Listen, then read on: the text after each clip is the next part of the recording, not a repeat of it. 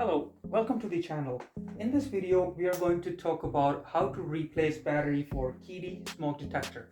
In this one, first is the smoke detector is one with flat face, and how to open it is the first step. So when you turn it anti-clockwise, it unlocks at the back clips here and on the top plate.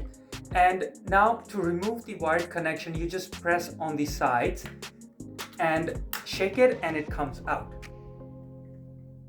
And now when smoke detector is out, the battery door is on the back side. So just press it, pull it here, and the battery door will open.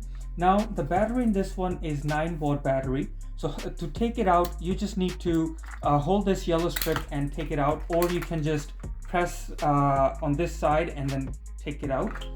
In this one, just get a new battery. It can be any brand, but make sure it's a 9-watt battery. And then just when you're putting it back, you need to put the yellow strip back in. And then this one is a battery reminder, so it also has to go in. So you just press it with your battery and just clip it down.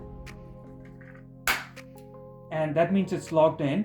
And now you can just turn the yellow strip in and the door can be pushed back inside. That means it's good.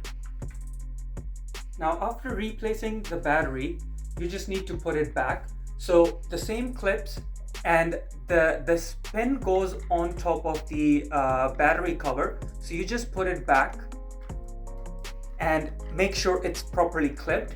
Now make sure first you push in the wires and align your smoke detector with the plate, and the holes here will align at the end when it's properly locked. So if you see here, it's kind of clicks and gets locked. So this is when it's properly installed back.